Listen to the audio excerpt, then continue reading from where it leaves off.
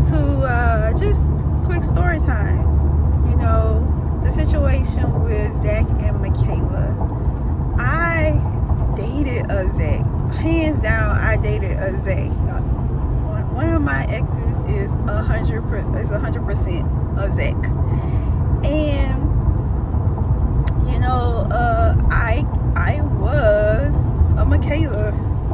Not nowhere near to the extent Michaela is like out here. Like, I mean, Michaela is just tripping. She's just tripping all over the place.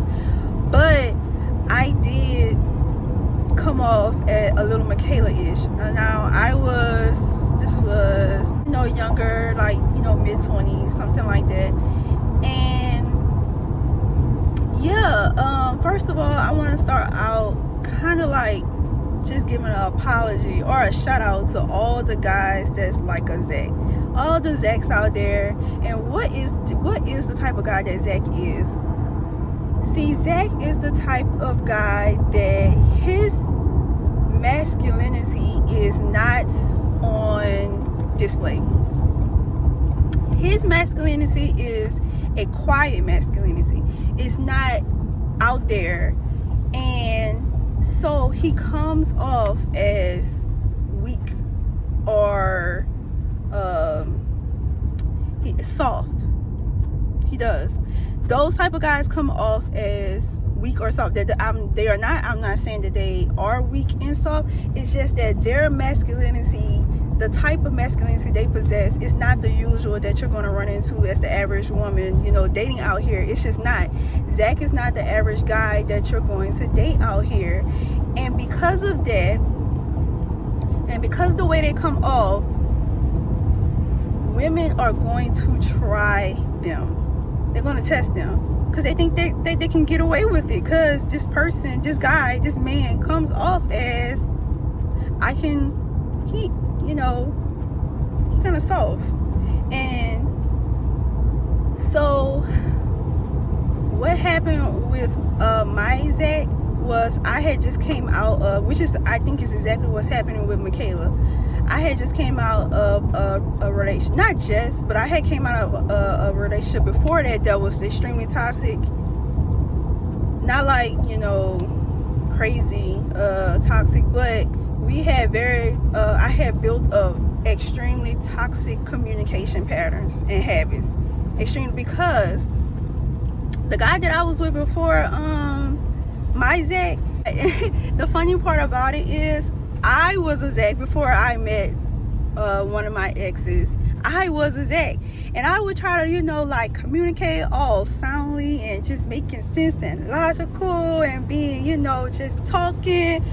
And that guy would run completely all over that. And it made me adapt. I said, oh, he thinks I, you know, can't, you know, I'm young now. This is young. I don't know anywhere. This is early 20s. I don't know any better. I shouldn't have adapted. That should have just been a sign to just leave. So ladies, if this is your situation, leave. But I didn't know. Hopefully y'all know better.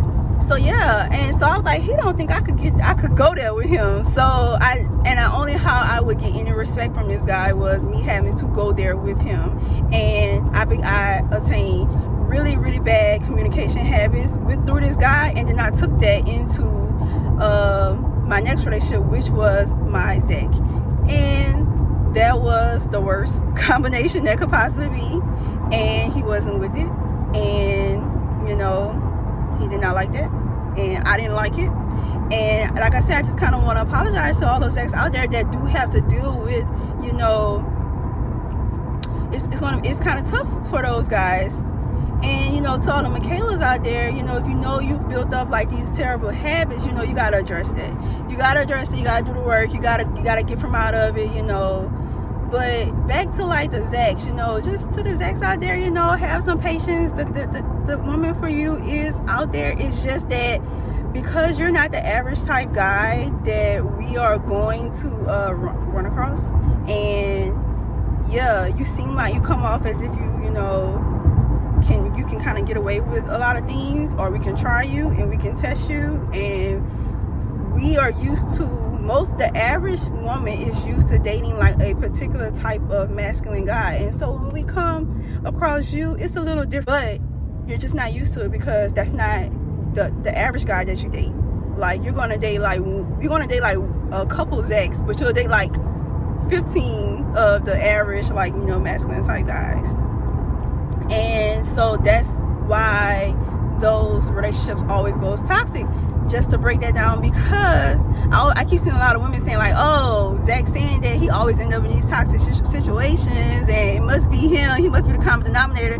Actually, I have a different perspective on that. No, it's not actually Zach.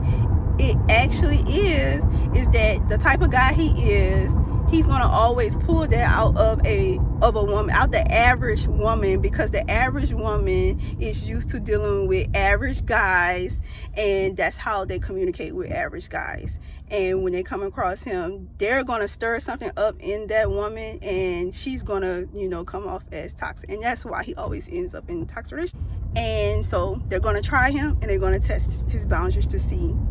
And Michaela learned real quick, just like in my situation, I learned real quick. Like I learned real quick, like, oh, I can't do this, and no, I can't.